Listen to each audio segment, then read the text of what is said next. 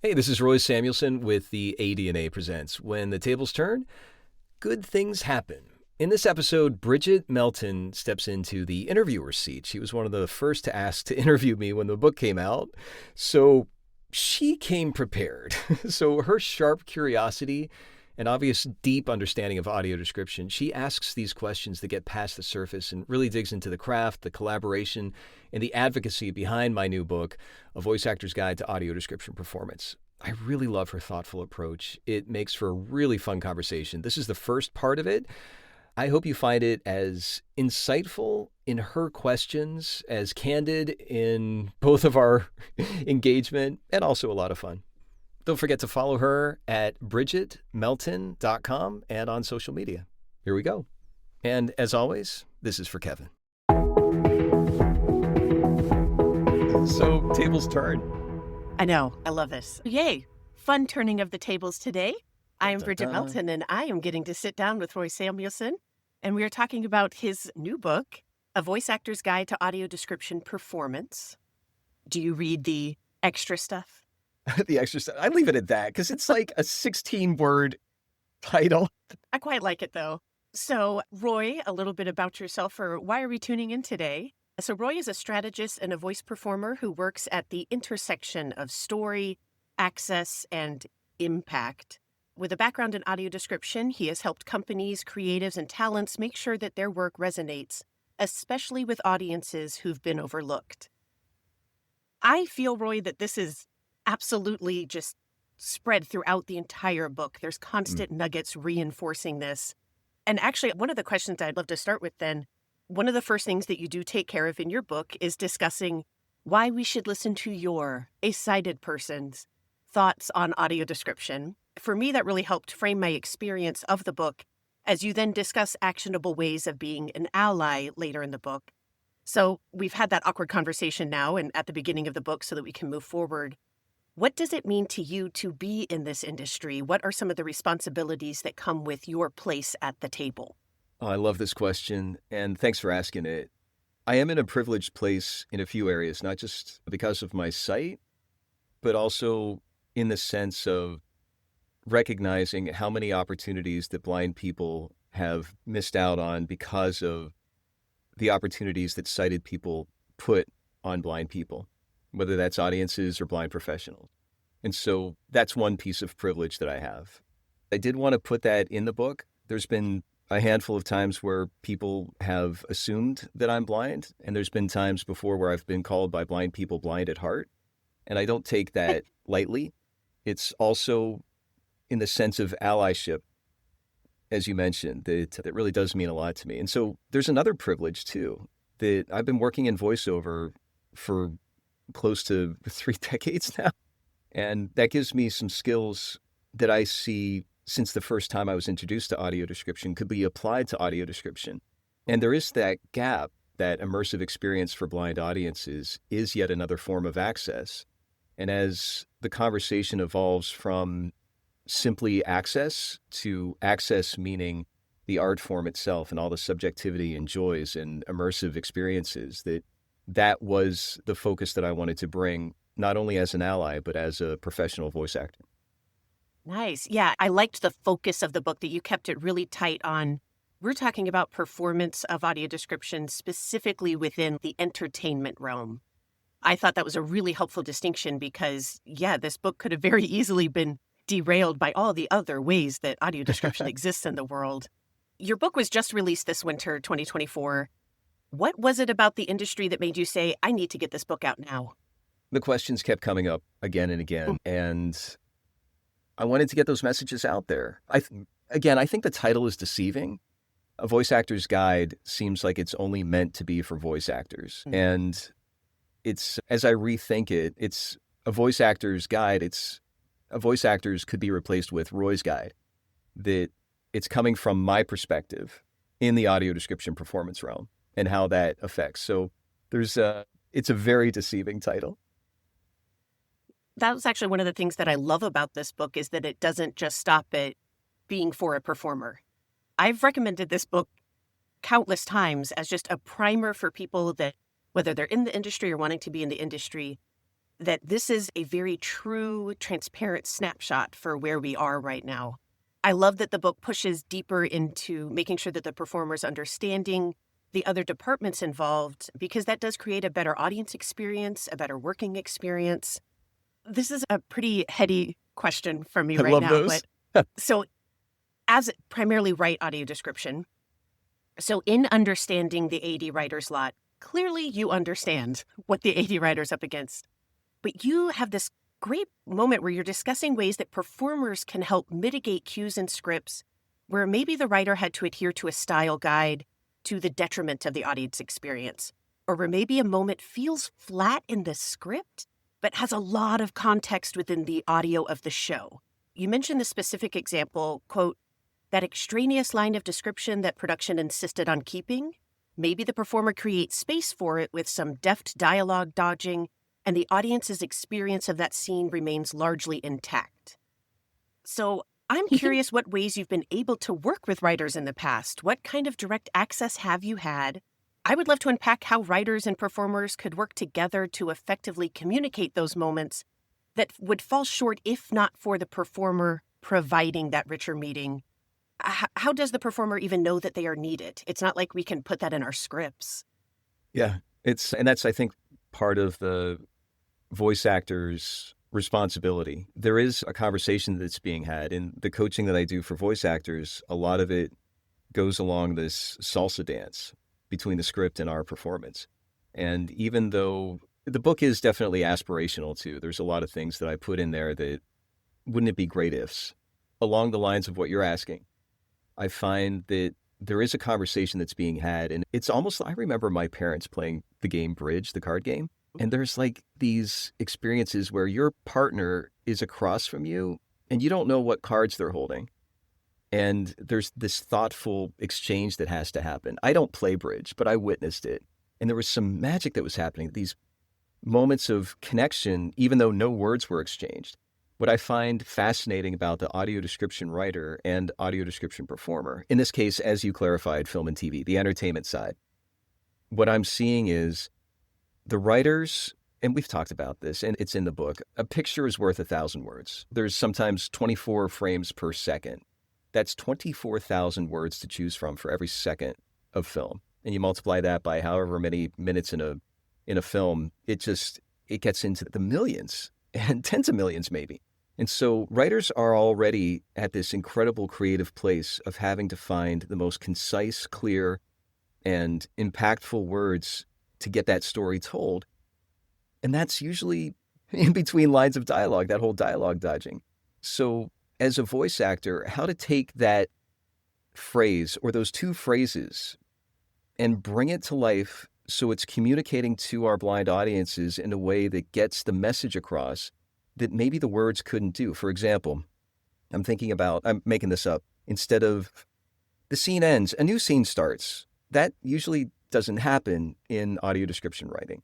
However, as a voice actor, if there's two sentences back to back, we can give that indication, hey, we're in a new scene, even though those sentences are back to back and super tight. So I could have a really rushed cue, two sentences, one scene in one sentence, another scene in another, and I can use my voice through intention to make it clear, this is over, this is starting. And it can be really subtle, and that's the intent, is to make sure, hey, we're in a scene change, and I don't need to say with words, we're in a scene change. That's a top example that I can think of off the top of my head. Yeah, it's actually a really great example. How could a writer help you with things like that? You are experienced, you are seasoned. You can inherently cold read that and be like, I can tell these are one scene ending, one scene beginning. Do you have ideas for how, looking at the future, how could that be conveyed to you? Or would that just get in the way of a cold read if you were like, great, now there's tons of bracketed notes for me to get through? That's a great question. And experienced audio description writers who know how to write for audio description performers, this becomes second nature. And each person has their own approach. So I'm not going to label every single writer is the same. That's obviously not true. But there are cues that can happen, whether it's a pause that's written within the cue to let the voice actor know, we need to give some time for this. Or in parentheses, some sort of sound effect, like a door closing or a gunshot or a doorbell. That there are ways that now we can be clued in as performers that there's something that we're going to be dancing around. I think one of the biggest things that writers can do is read their words out loud.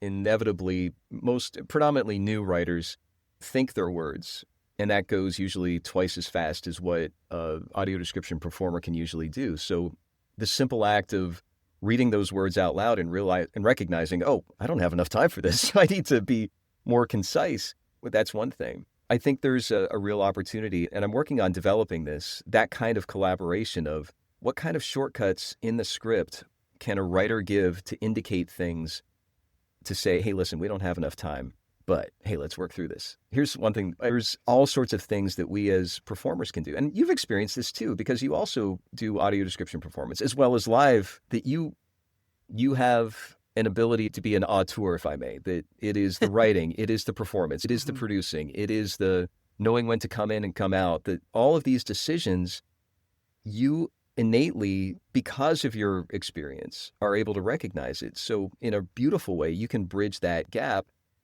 from these different roles that, in my experience, I'm siloed. I don't have access to the writer. I sometimes, surprisingly, don't even have access to the video or the audio. And that, Sometimes. to me, that was one of those things that came up in my head when I was reading this section, that say there is a moment where the script has to say that ubiquitous, their brow furrows.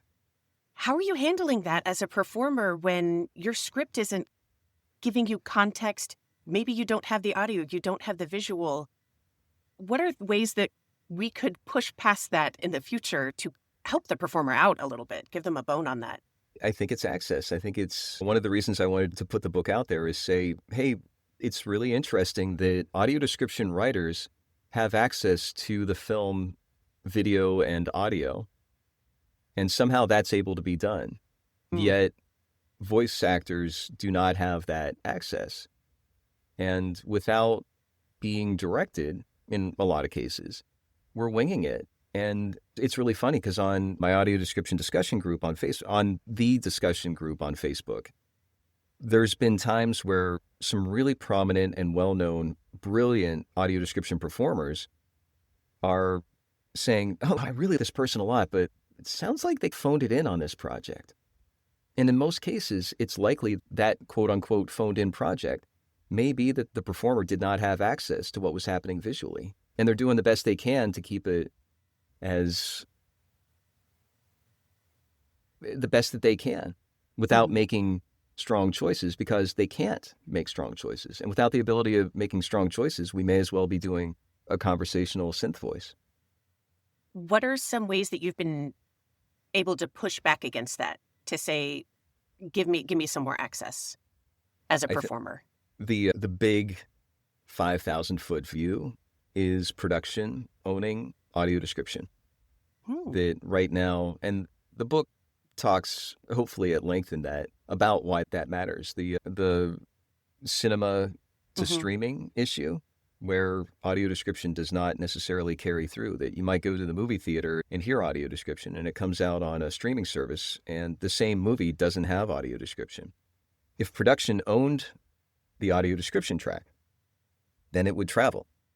If production owned the audio description track, then the budget would be decided ahead of time and included. If production owned the audio description track, then there'd be some methods in place where that could be done. I'm not faulting the distribution handling audio description, because without distribution handling audio description, we may not have had audio description. So I want to be really clear, this is not a negativity here. It's thank you for bringing audio description through distribution.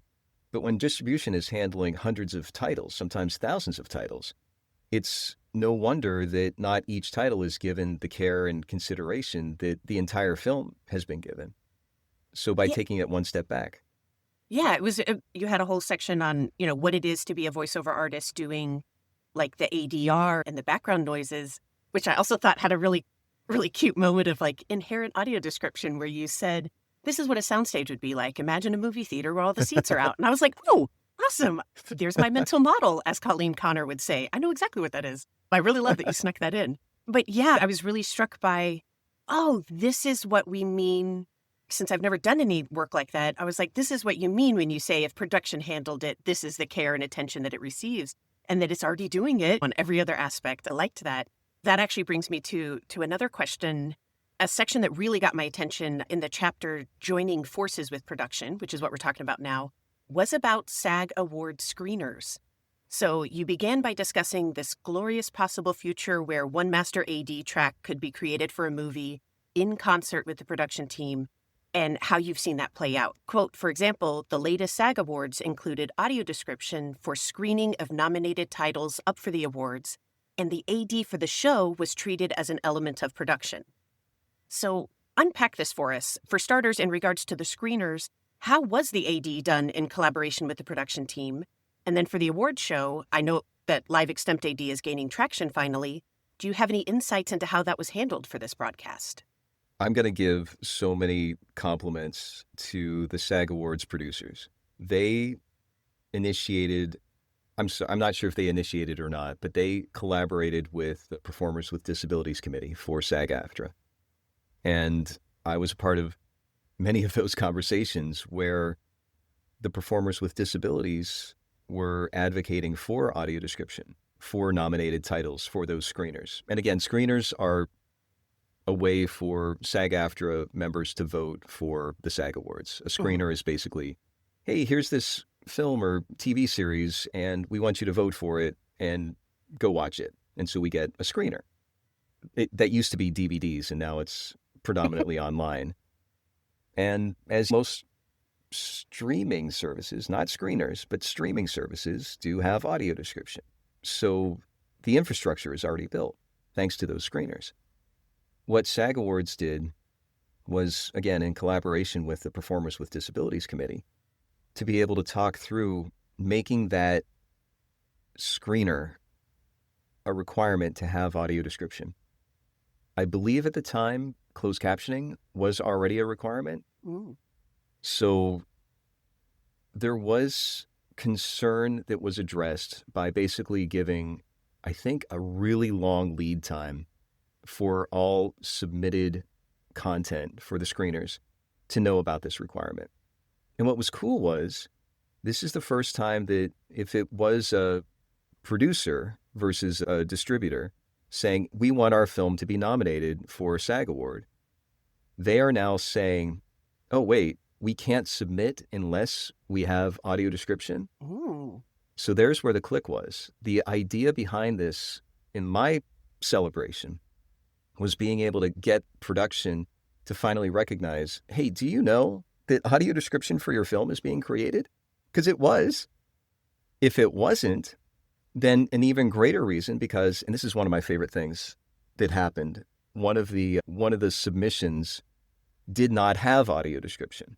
It was already released. It just was one of those shows that didn't have it. So they created audio description so that they could submit for the SAG Awards. So SAG Awards requirement made audio description possible. Yay. The extra yay is that particular series had spin-offs, several spin-offs of other TV shows based on that first series. And so because the producer was now aware of audio description, they're like, oh, we should do this for all the other shows. So SAG Awards created it for the nomination.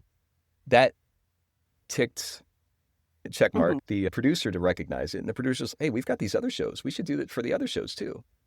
So Nice. in a really cool way, this is the kind of advocacy and allyship that happened. And it's because of the Performers with Disabilities Committee that made this happen. So it wasn't necessarily that the production itself created the AD, like in our dreamy dream world where they've got their hands and they've got full access, kind of like how you had described like a scenario with an Apple TV Plus show where the producer was like, oh my gosh, there is such world building that I could help with, that maybe that person wasn't just lifting their hand, they're actually doing this very specific thing. So in the instance of these SAG Award screeners, that might not have been that level of involvement, but it's more just the production in general even realized this was a thing, let's get it created.